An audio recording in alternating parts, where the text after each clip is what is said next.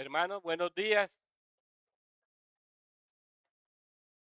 Recuerde que estamos estudiando el Evangelio de San Marcos y estamos en el capítulo 8.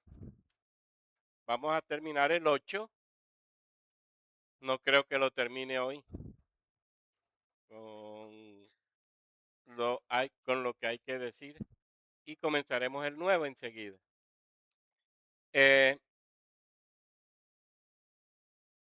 Acuérdese y ojalá no pierda el sentido de lo que hemos venido trabajando estos domingos.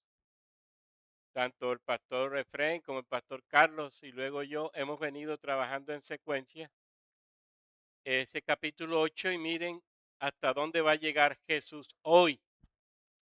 Leo entonces el texto, Marcos 8 del 34.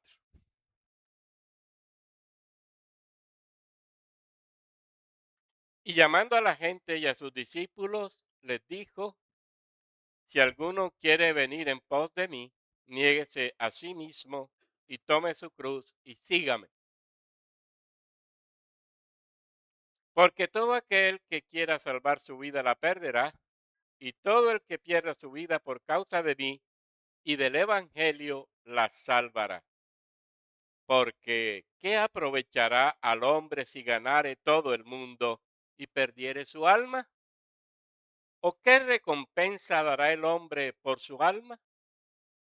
Porque el que se avergonzare de mí y de mis palabras en esta generación adúltera y pecadora, el Hijo del Hombre se avergonzará también de él cuando venga en la gloria de su Padre con los santos ángeles.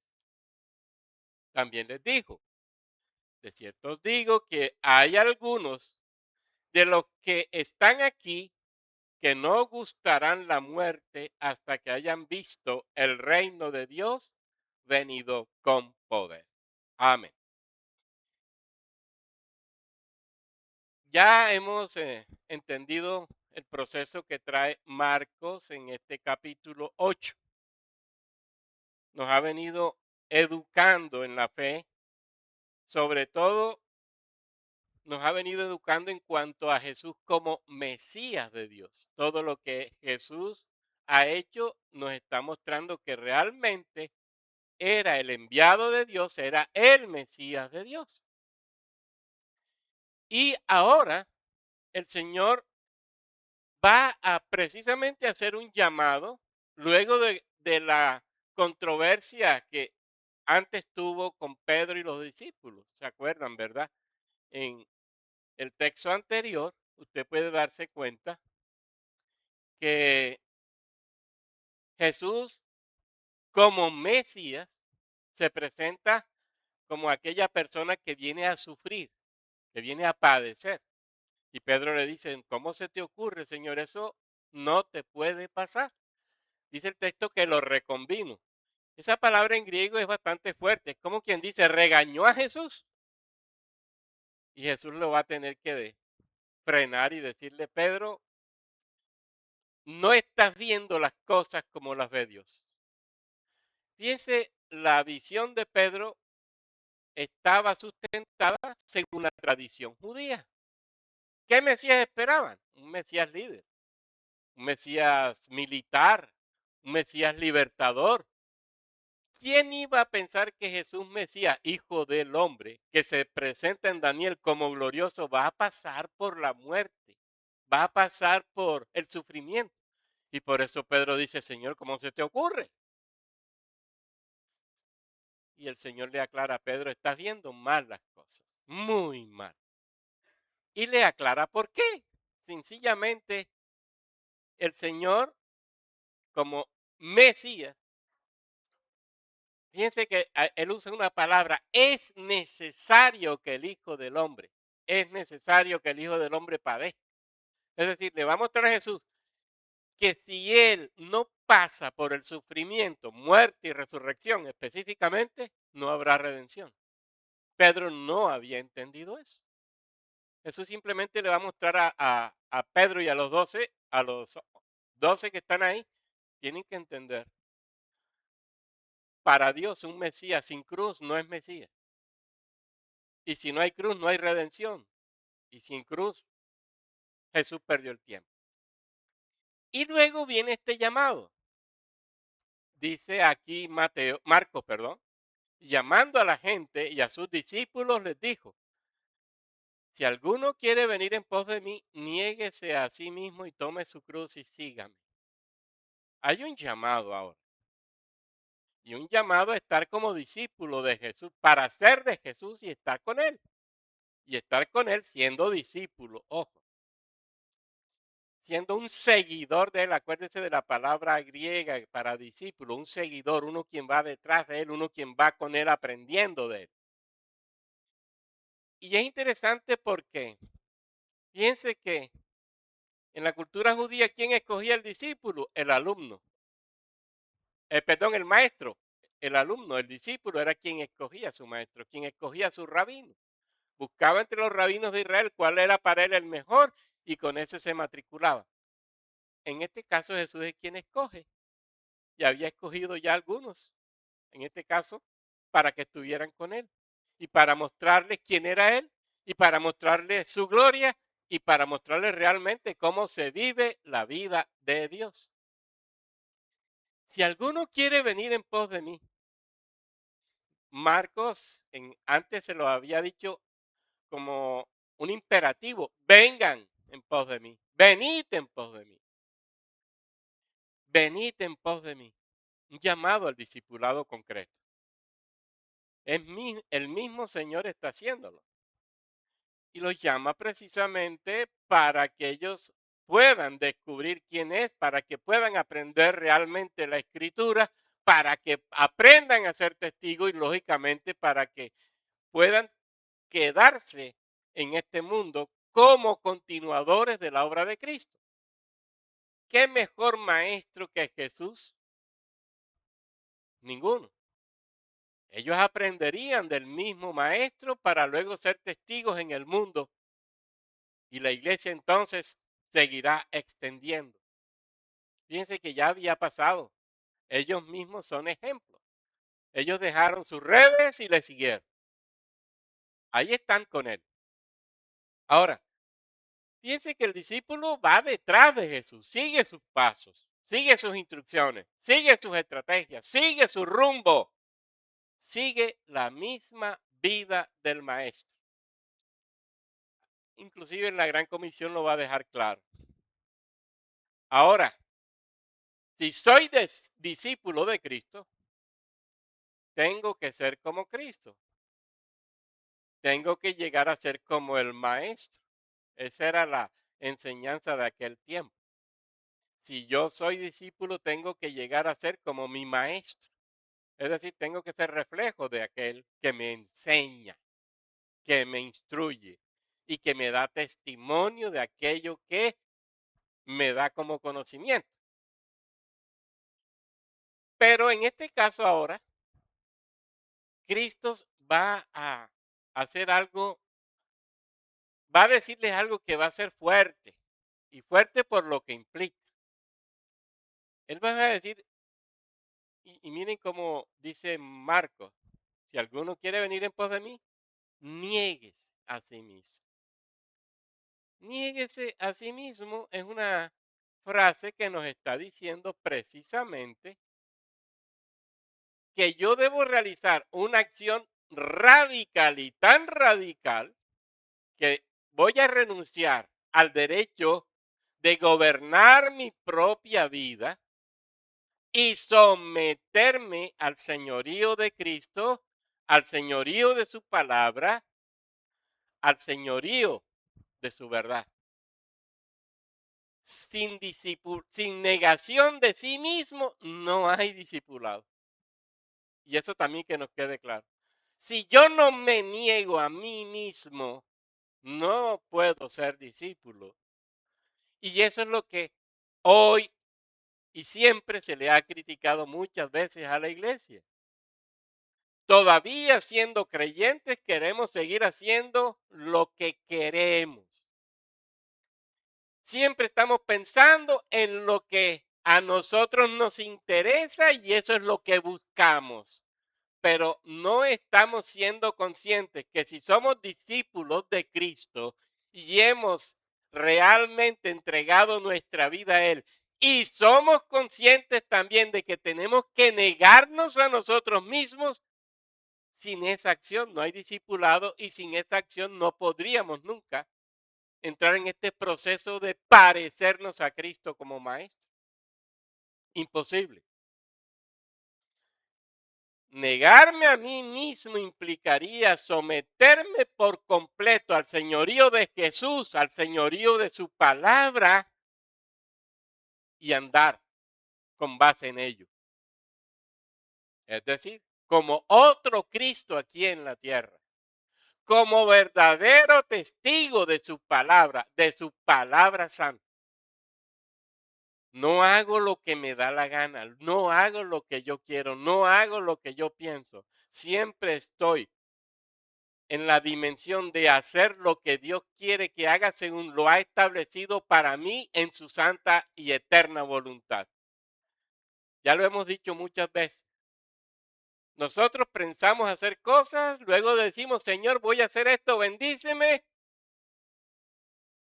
Y Jesús no tendría que preguntar y se los diré muchos, muchos se los diré.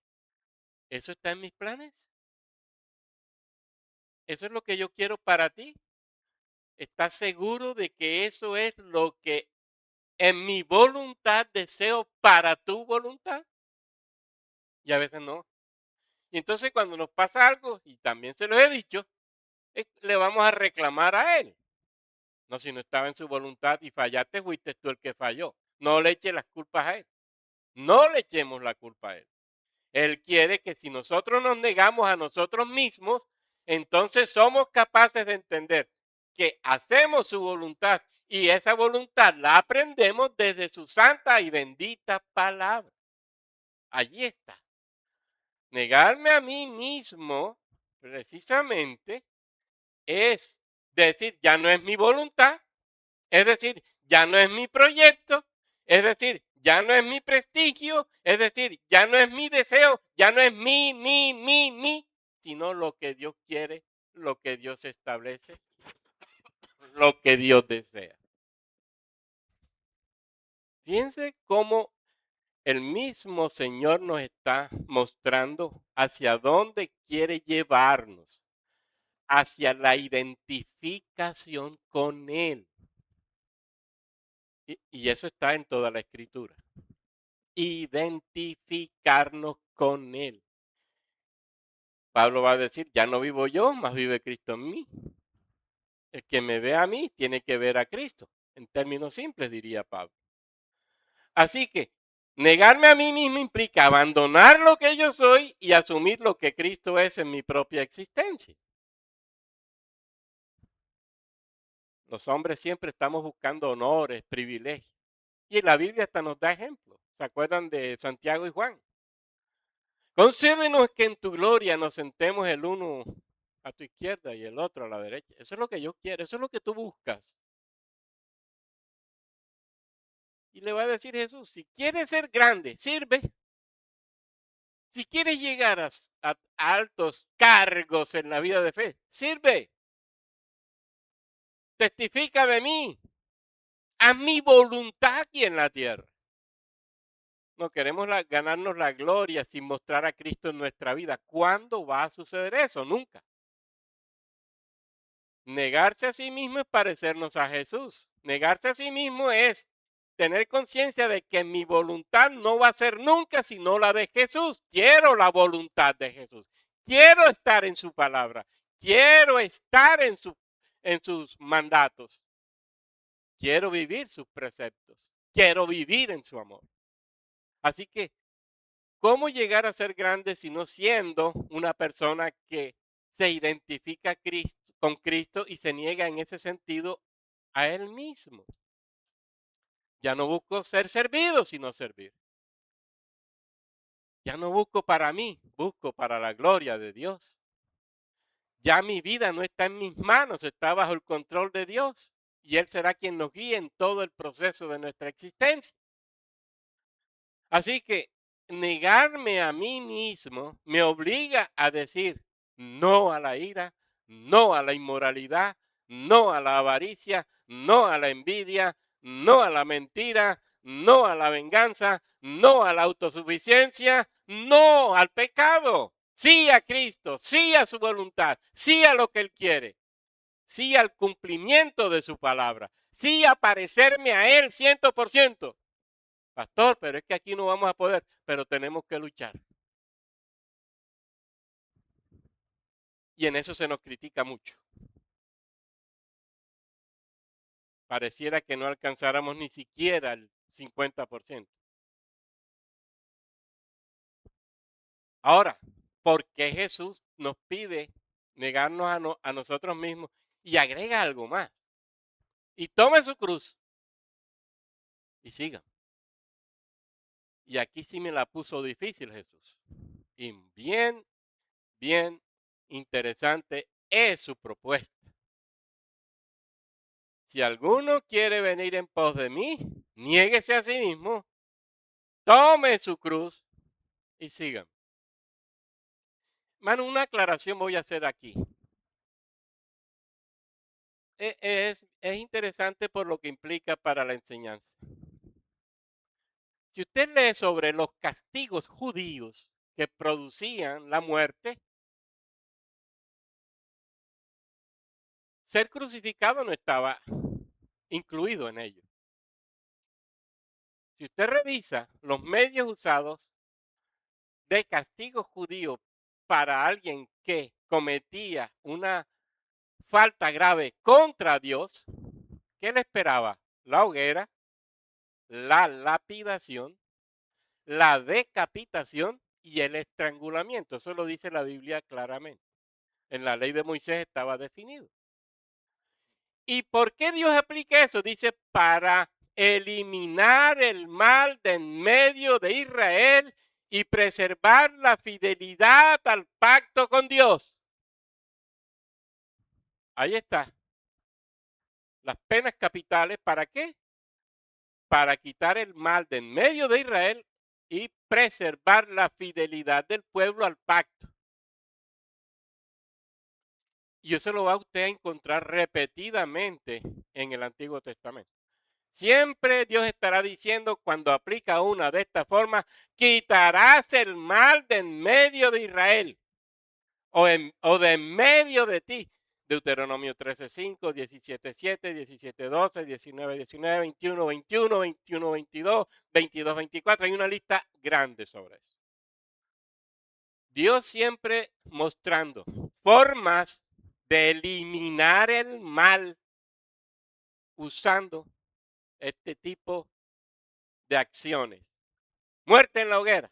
Un solo ejemplo para que miremos. Si una hija de un sacerdote se prostituía, dice, la quemarás al fuego. Eso está en Levítico 21:9. Y en 20:14 dice, la relación sexual prohibida se castigará a la persona siendo quemada con fuego. Hoguera. A un adúltero, a una adúltera, ¿qué le esperaba? Fuego. ¿Por qué? Porque para Dios no a ese pecado de adulterio es grave. ¿Por qué? Porque hace del pueblo un pueblo que no está teniendo en cuenta su ley, su palabra, sus mandatos. Usted va a encontrar ejemplos de eso. Muerte en la hoguera. Lapidación. Acuérdense de la muerte a pedradas. Acán, por ejemplo, dice el texto bíblico que fue lapidado, fue muerto a pedradas y después lo cogieron y lo quemaron. Eso está en Josué 7, puede encontrar. El estrangulamiento también lo encuentra usted en la Biblia. Usted va, por ejemplo, a leer el libro de Job y Job dice, y es interesante, porque va a decir que él prefiere la estrangulación, el estrangulamiento, en medio de su terrible sufrimiento, antes que estar como está. prefiero morir estrangulado antes que seguir soportando el dolor en mis propios huesos. Job 7:15. Y así mi alma tuvo por mejor la estrangulación y quiso la muerte más que mis huesos. Miren cómo sufría este hombre, que anhelaba que le aplicaran esa pena. Así muere también Aitofel. ¿Se acuerdan que Aitofel traiciona a David? Se une a Absalón, propone atacar a David una noche, pero resulta que Usai aconseja que eso no se haga, no lo hacen. Aitofel se ve descubierto y ¿qué busca? La estrangulación.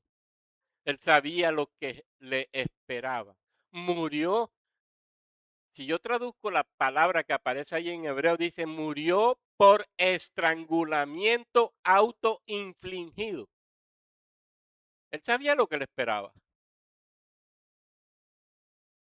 Así que mire otra forma de muerte y la decapitación. Mm, También encuentra muchos ejemplos. Los hijos de Acab. Cuando Jehú asciende al trono, ¿qué va a pasar? Hay una sangrienta acción para erradicar el culto a Baal. Ordena a los gobernantes de Samaria que decapiten a los 70 descendientes de Acab. Y dice, las cabezas fueron enviadas en cestas y apiladas en 2 montones a la entrada de la ciudad. Así, esas eran las 4 acciones, penas capitales que aplicaba Dios en aquel tiempo para ese tipo de pecados graves. Idolatría, blasfemia y demás. Era muerte instantánea. Era un acto de justicia divina, como dice el texto bíblico, para proteger la santidad del pueblo y para aplacar la ira de Dios que ha sido traicionado en su palabra. Pero cuando se habla de crucificado, la cosa es a otro precio. Y a otro precio, ¿por qué? Porque crucificar no es un simple quitar la vida. Y aquí es donde está lo, lo complicado del asunto, o mejor, lo bonito del asunto por lo que pasó con Jesús.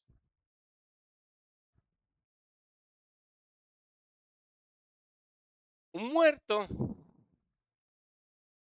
por estrangulamiento, dependiendo de cuál hubiera sido el caso, inclusive pudiera ser levantado en una cruz. Pero demoraba horas nada más y no pasaba nada. Murió y al final lo enterraron. Pero ¿qué pasa cuando se habla de crucifixión? Roma utilizaba la crucifixión, como dicen los comentaristas bíblicos, como la forma de muerte que implicaba la peor denigración del crucificado. La peor denigración. Lo rebajaban, lo humillaban. Crucificar implica primero humillación. Y miren lo que pasa con Jesús. Si usted lee la historia judía, nadie quiere estar asociado con crucifixión. Nadie, absolutamente nadie. Que me relacionen con un crucificado o que me relacionen con crucifixión, no, yo no quiero eso. Ya veremos por qué hasta la familia del crucificado seguía sufriendo. La familia de Jesús siguió sufriendo porque les hicieron seguimiento hasta finales del siglo I y comienzo del segundo. La historia lo dice claramente. Es decir, consideraron a Jesús como una persona enemiga de Roma. Y si es enemiga de Roma, queda la familia. ¿Sería que estos también siguieron y le seguían haciendo seguimiento? Ya veremos eso. Fíjense entonces, la crucifixión no es cualquier acto de muerte. Facilito, ya murió y lo enterramos el mismo día y listo. No. ¿Cómo entendía el pueblo de ese tiempo la crucifixión? Primero tenía que ser condenado. Y lógicamente, pagar la pena. ¿Qué va a pasar con judíos? Ellos sabían que la crucifixión era la peor forma de muerte, una muerte escandalosa e indignante. Era una forma de muerte que rebajaba hasta lo sumo al ser humano. Piense que eso va a pasar con Cristo. Pablo nos recuerda lo que decía el Antiguo Testamento. Cristo nos redimió de la maldición de la ley, hecho por nosotros maldición. Porque escrito está, maldito todo el que es colgado de un madero. Miren ya lo que está implicando crucifixión. El Antiguo Testamento con sus muertes presenta algunos casos en donde algunos son levantados por alguna circunstancia. Pero la crucifixión en sí misma ya era maldición. Decir va a ser crucificado, ese es un maldito. Y decir ese es un maldito, eso es lo peor. ¿Por qué creen ustedes que tratan a Jesús como lo tratan?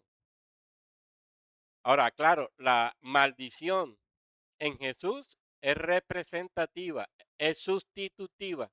Jesús no fue maldito. Él se hizo maldito, que es otra cosa. Él no era maldito, él no pecó jamás. Pero se hizo maldito por ti y por mí. Y ya mira lo que va implicando eso. Mira lo que va implicando eso. Morir en la cruz, llevar la cruz. Jesús se hizo maldito por mí. Y si tú tomas la cruz, ¿qué va a pasar? No te va a ir bien.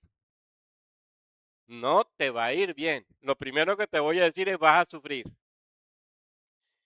Ahora, ¿qué va a mostrarnos Jesús? Era necesario que él fuera crucificado. Ahora, si era maldito, para el pueblo romano y judío era un rechazado de Dios. Y ya, si es maldito y rechazado de Dios, haz con él lo que te dé la gana.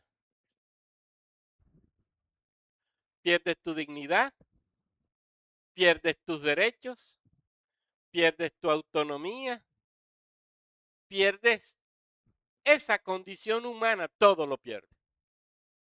Te tratarán como un don nadie. Serás enemigo de los hombres. Puedes hacer, repito, con él cualquier cosa y nadie te va a decir nada.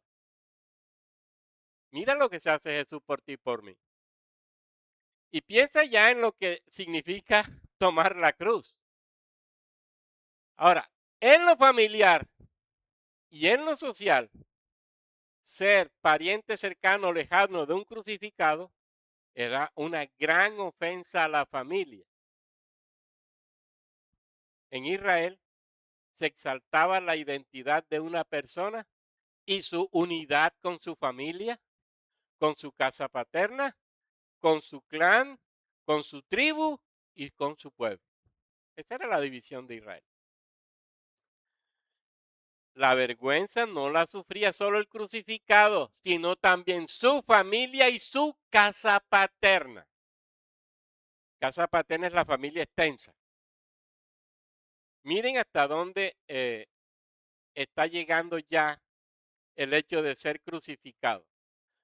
No solamente sufre el crucificado, sino los hermanos y padres, pero también sus abuelos, tíos, primos y demás. Todos, todos quedaban marcados. Y usted, dicen los expertos en este tema, usted puede encontrar escritos donde se dice, ese es el padre del crucificado. Esa es la esposa del que fue muerto en la cruz. Esos son los hijos del que fue condenado a muerte en la cruz. Es decir, ya tenían la marca. Fuera, socialmente fuera, fuera, fuera, fuera. Ahora piense, si el crucificado era hombre, cabeza de familia, ¿cómo quedaba la familia? En la calle.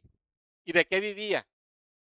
terminaban siendo limosneros en las calles de Israel.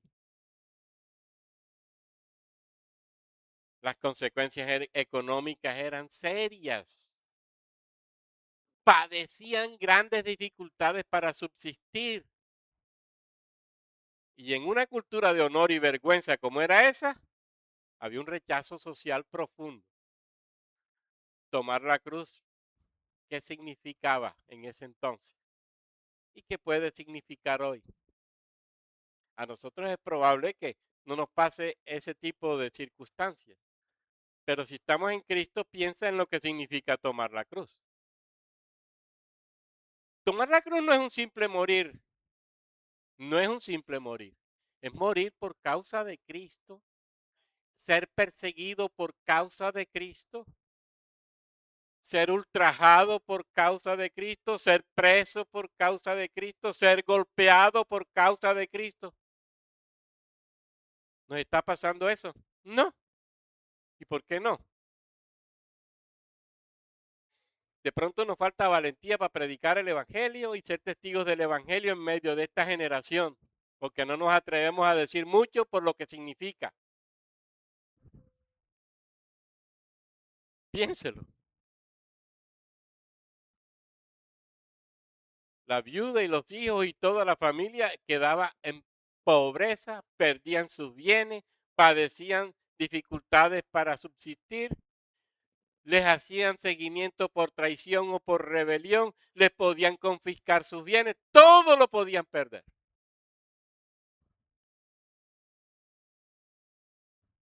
Solamente por ser crucificado. Y como les decía, quedaba en la familia o la casa paterna la sospecha y la vigilancia. ¿Cuántos se hicieron mesías en Israel? Muchos. Piense inclusive en las rebeliones que hubo en Galilea por causa de Mesías. ¿Se acuerdan de Judas el Galileo? Hasta Herodes tiene que actuar para eliminar a todo aquel que se levantó al lado de este hombre, de Judas. Y hubo una guerra fuerte que Herodes tuvo que arrasar con esa gente. Y lo otro, todo el castigo que se sufría antes de ir a la cruz. Ahorcamiento no, te pusieron la soga al cuello y listo.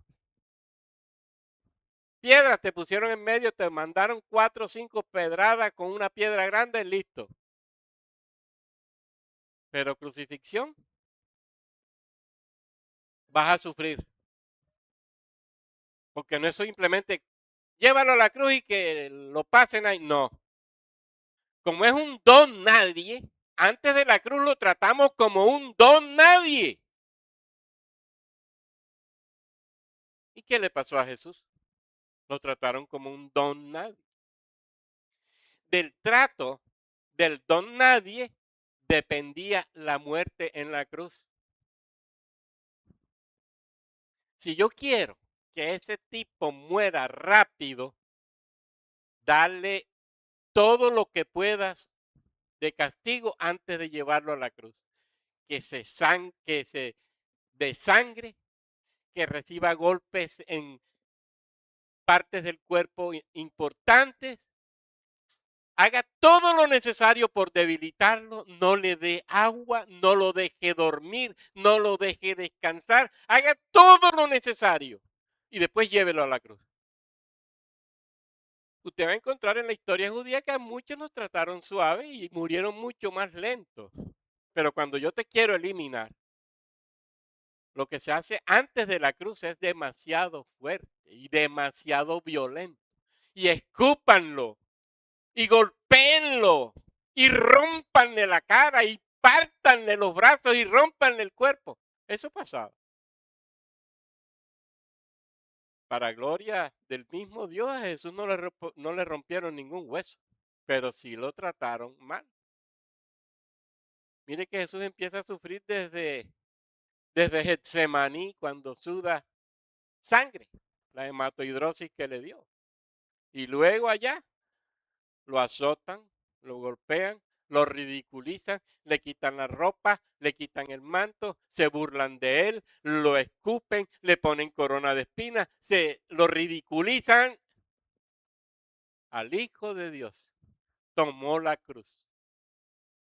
La cruz se convierte entonces en advertencia para aquellos que la contemplan, para aquellos que la ven.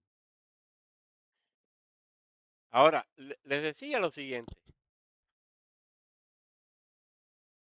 Un crucificado podía demorar ahí varios días. La ley judía decía que debía ser enterrado enseguida, pero eso dependiera de Roma. A Roma la ley judía no le interesaba para nada. Si usted lee la historia de Roma y todo lo que sucedió, por ejemplo, en el 70, cuando Tito ataca Jerusalén, ¿cuántos cientos fueron crucificados y dejados allí expuestos en la cruz a la vista de los hombres? Hasta que los animales se los comieran para que sirvieran de advertencia al pueblo. Lean la historia y se darán cuenta. Repásenla. A Roma no le importaba eso.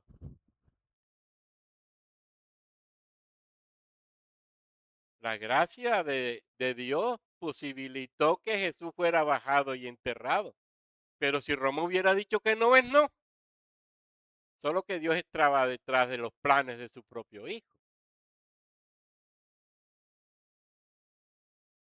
Y entonces usted pasaba y veía ya a ese cadáver ahí sin cabeza, sin ojos, sin orejas, sin brazos.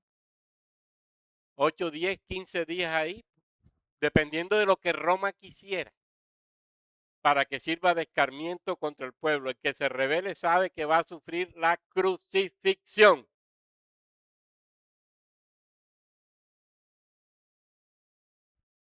¿Y usted sabe lo que es ver animales? Cuerpo pudriéndose, se le cayó el brazo y el animal abajo comiéndose un brazo. O las aves de rapiña sacándole los ojos y los órganos internos en un crucificado. Eso debía ser muy cruel. Y pasar por esa vía para que me sirva a mí de escarmiento. Dice la Biblia que una vía central, creo que era la vía Apia, no estoy muy seguro. Mm, Hay una vía que Roma cogió precisamente en donde ponían los crucificados en línea, para que todo el que pasara por ahí viera. El escarmiento más grande. La cruz representa, ojo, humillación, deshonra,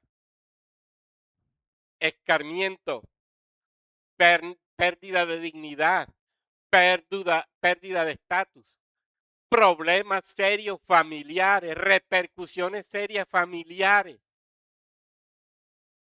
Usted sabe el sufrimiento entonces que se padece al ser crucificado, al llevar la cruz. Y llevar la cruz es ser como Jesús. Y llevar la cruz implica terminarás en el Gólgota. Y llevar la cruz implica vas a sufrir. No, pastor, yo no quiero eso. Si es así el cristianismo, mejor no. Es que esa es la propuesta de Jesús. El que quiera seguir en pos de mí, que asuma mi vida y asuma mi cruz. No es el cristianismo fácil que nosotros podemos estar viviendo hoy, en donde medio testificamos de Cristo, si es que lo hacemos. Pero cuando se es testigo de Jesús se termina en el Calvario, porque vas a ser un problema en la sociedad. Vas a ser una persona que va a causar en la sociedad donde tú estás y donde yo estoy circunstancias conflictivas. Porque sería enfrentar la verdad de Cristo contra la mentira del mundo. Y el mundo te va a odiar, porque así lo dice Jesús. Y te va a tocar y me va a tocar y nos va a tocar enfrentarnos al mundo. Y tenemos que hacerlo con valentía. Tenemos que ser verdaderos testigos del reino, porque eso es lo que espera Jesús. Toma la cruz.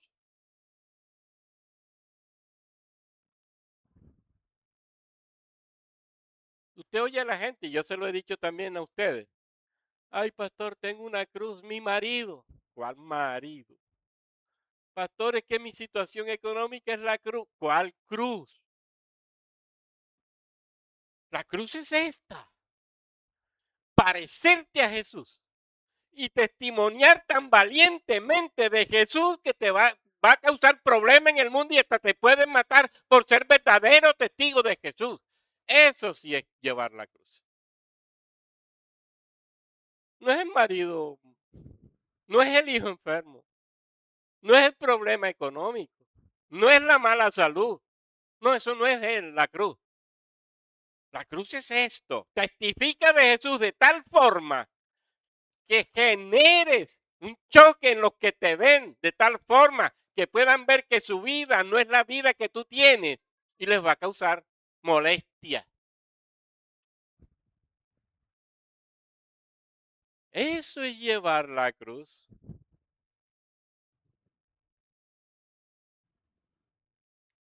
Y van a perseguir hasta tu familia.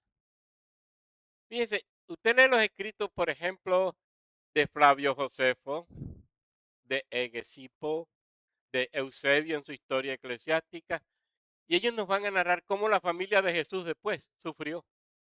Por ejemplo, anotan la historia de Santiago, el hermano de Jesús, luego de testimoniar de Jesús, lo mataron y le hicieron, le venían haciendo seguimiento a Santiago para ver si era como Jesús, para ver si testificaba de Jesús. Y se dieron cuenta que sí, ¿qué hicieron? Venga acá. Y lo mataron. Es que si tú testificas verdaderamente de Jesús vas a tener problemas y voy a tener problemas. No nos va a ir bien. Ah, pero llevar un cristianismo chévere aquí, vamos al templo, oro y ya. ¿Qué llevar la cruz es eso?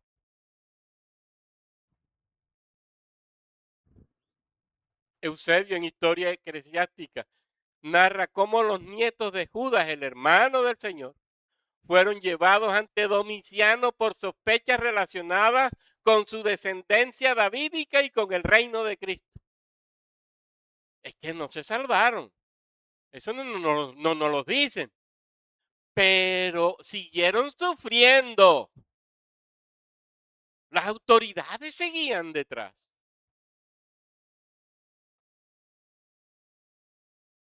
¿Qué va a pasar con nosotros? Si alguno quiere venir en pos de mí, niéguese a sí mismo, tome su cruz y sígame. Renuncia a tu propio gobierno.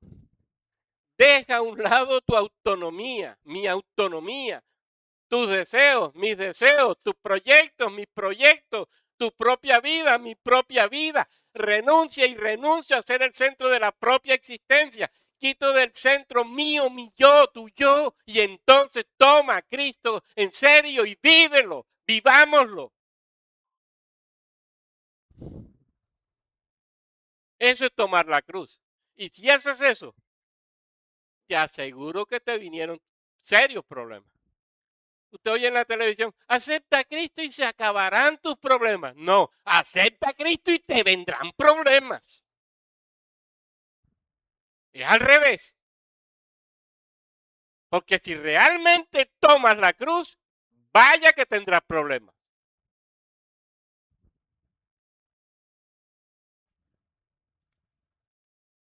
Acepta que si tomas la cruz, vas a sufrir. Y seguro que el escarnio público vendrá y serás perseguido y serás humillado y serás maltratado y serás preso y perderás tus derechos y te tratarán como si fueras un objeto más, como trataron a Jesús, no como un ser humano, como nada. ¿Mm?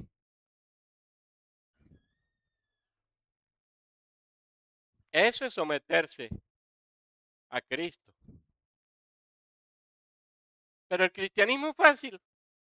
Oh, sabroso vivirlo. no me complica la vida, no marco diferencia en el mundo.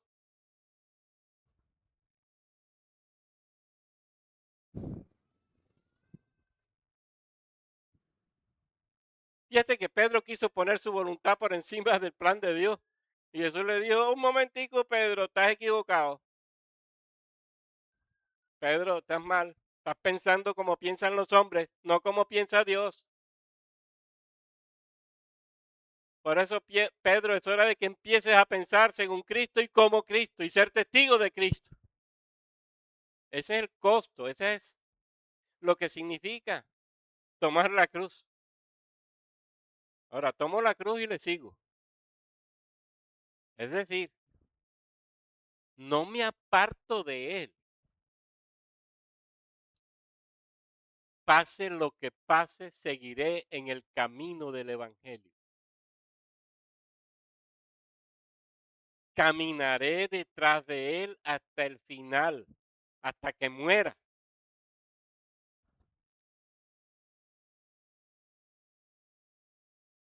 Eso es tomar la cruz. No es un simple morir. Un simple morir lo mostraban los judíos con sus formas de castigo. Pero tomar la cruz es otra cosa.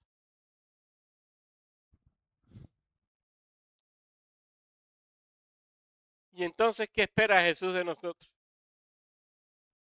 Porque si fuera como, ¿qué tal si Jesús hubiera dicho, el que quiera seguir en pos de mí, que muera? Que muera. Pero que muera ¿cómo? Bueno, a la forma judía, bien, me levantaron a piedra, me dieron un piedrazo duro en la cabeza y ahí quedé. No pasó, sino eso, la muerte mía. Pero mira lo que implica tomar la cruz. Testifica. Y mire lo que pasó Pablo. ¿Se acuerdan de Pablo? Cuando usted lee la carta a los Corintios, todo lo que dice Pablo de lo que sufrió por causa de Cristo, preso, golpes, azotes, persecuciones. ¿Cuánto? ¿Cuánto sufrió Pablo? Eso es tomar la cruz.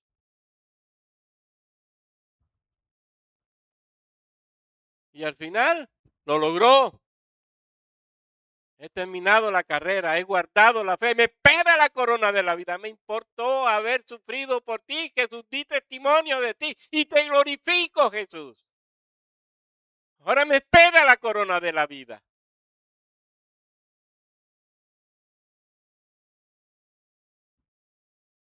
Hermanos, la negación de sí mismo es la respuesta al intento del hombre por ser él, su propio Señor.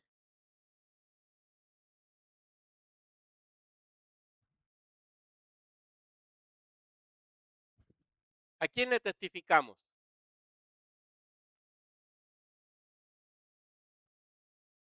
¿Qué estamos haciendo para mostrarle al mundo que estamos tomando la cruz de Cristo?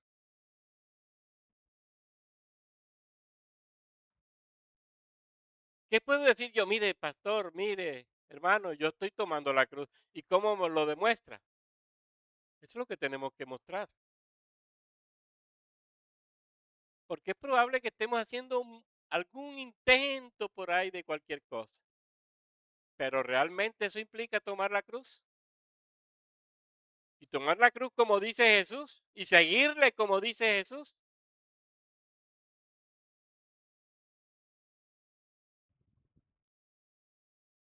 Ese es el verdadero testigo de la verdad de la que el Evangelio nos habla.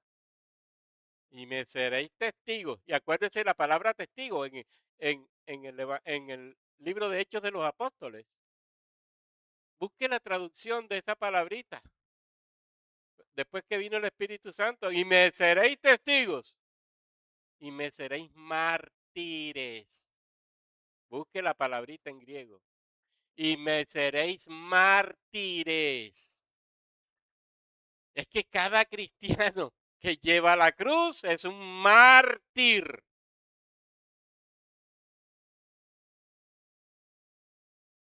llevamos el martirio en nuestra cabeza, en nuestro ser, por ser testigos de Cristo, por ser luz del Evangelio. Mártires, la martiria.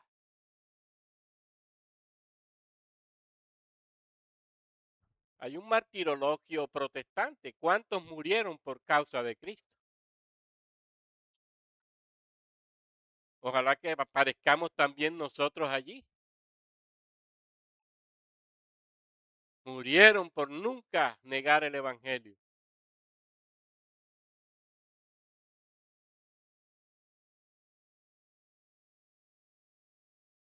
No nos engañemos, hermanos, y nos estamos engañando con este cristianismo muy fácil, muy sabroso. Quizás hasta un cristianismo dominical solamente. ¿Y el testimonio?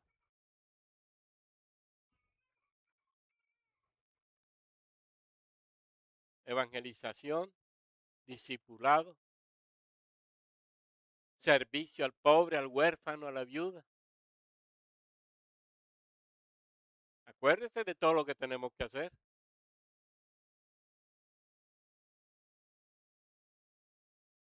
Y que sea el Espíritu Santo mismo ayudándonos a cumplir con la tarea. El pastor, no sé si Carlos Befrén terminará en el texto la próxima, porque realmente es muy rico este texto para nosotros, por lo que implica para la vida cristiana. No podemos decir que somos cristianos sin ser mártires.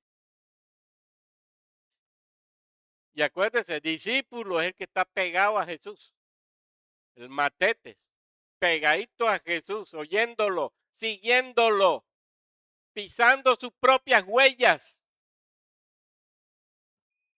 Ese es el matetes, ese es el discípulo, ese que fue escogido. Miren la bendición. Yo no escogí a Jesús, Él me escogió. Él nos escogió. Miren la gracia. Para que seamos como Él y llevemos su cruz y muramos como Él.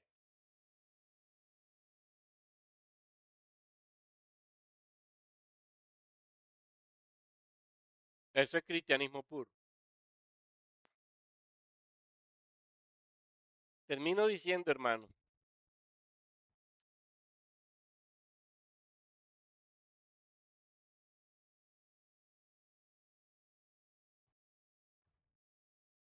todo el que quiera salvar su vida la perderá.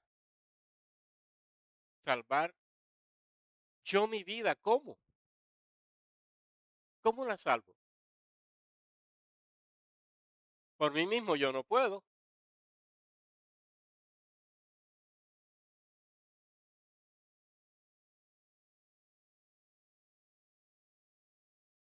Fíjense que dice, todo el que quiera salvar su vida la perderá.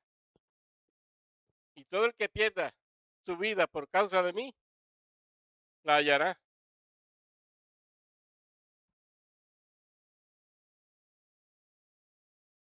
¿Soy yo la persona capaz de salvarme a mí mismo para llegar al cielo? No puedo. Yo soy un hipócrita, un pecador. No tengo la capacidad. No tengo la fuerza. La hallo solamente en Cristo Jesús y su gracia. Por eso cuando yo me esfuerzo por ser cristiano, pierdo el tiempo. Y cuando digo esfuerzo es usando mis propias capacidades, mi propia sabiduría, mi propia inteligencia, mi propia razón, mi propia fuerza. No, yo no puedo nada de eso. Pero cuando me dice el Evangelio, y esto es lo que nos alienta, mire cómo lo dice Marcos y con esto termino. Y todo el que pierda su vida por causa de mí y del evangelio, la salvará. En términos simples, y todo aquel que toma la cruz, la salvará. ¿Qué me está proponiendo Jesús? Por eso me dice, venga, toma la cruz.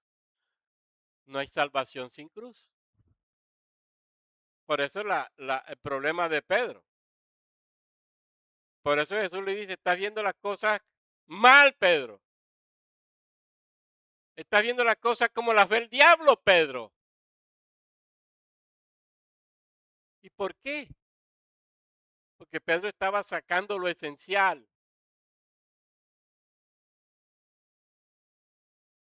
Cruz es la clave. Pero Mesías que salva sin cruz, imposible. Por eso Jesús le dice, Pedro, no has entendido el Evangelio. En términos simples, salvación sin cruz no hay. Evangelio es cruz. Y por eso, si tú quieres salvar tu vida por ti mismo, en este sentido, es decir, salvarte sin cruz, vas al infierno.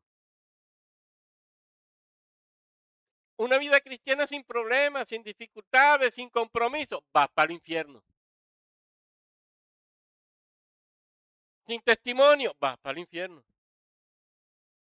Jesús no nos engaña. Pero ¿qué me está diciendo? Una vida cristiana sometida al evangelio. Una vida cristiana donde se es testigo de la cruz de Cristo, ahí sí será salvo. Porque solo hay salvación con la cruz. Ahí está. Por eso, qué hermoso es cuando realizamos la Santa Cena y cuando el pan y el vino aparecen, tenemos que pensar en el Calvario. Allí está la cruz salvándome, el que está en la cruz salvándome mejor. Allí está el crucificado salvándome.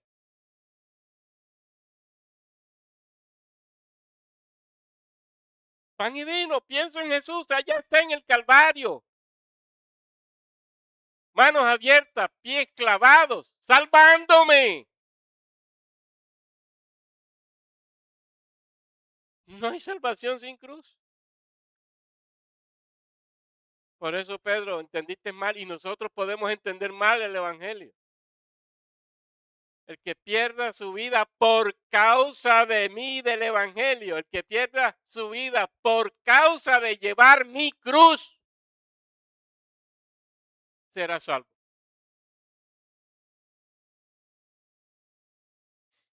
¿Lo ve, hermano? ¿Lo ve, hermana? Y que esto nos sirva para pensar en nuestro propio testimonio, porque sin duda alguna, si nosotros no somos conscientes del testimonio que debemos dar como hombres y mujeres de la cruz, entonces estamos mal. La cruz me transforma. La cruz me libera.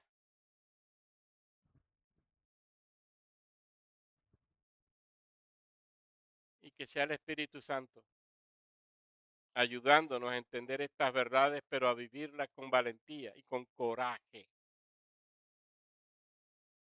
Al Señor la gloria, la honra y el honor por siempre. Padre, gracias te damos en el nombre de Jesús.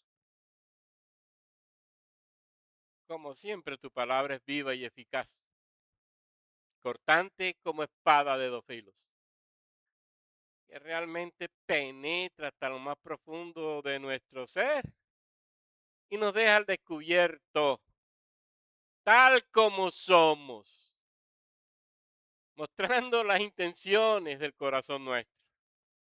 Y muchas veces unas intenciones muy por fuera de tu voluntad, muy por fuera del verdadero testimonio tuyo, del evangelio tuyo. Gracias por tu palabra, Señor. Gracias por hablarnos. Gracias por exhortarnos. Gracias por llamarnos a entender lo que significa llevar la cruz. que podamos asumir una nueva forma de vida y de cristianismo, más comprometida, más fuerte, más intensa con la cruz.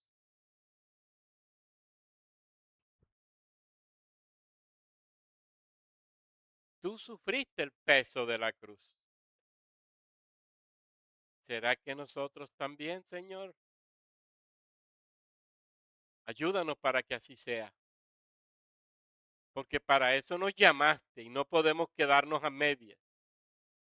Quita de nuestra conciencia eso que ya hemos elaborado al interior nuestro de llevar un cristianismo a medias, sin mucho compromiso, si es que lo estamos haciendo así.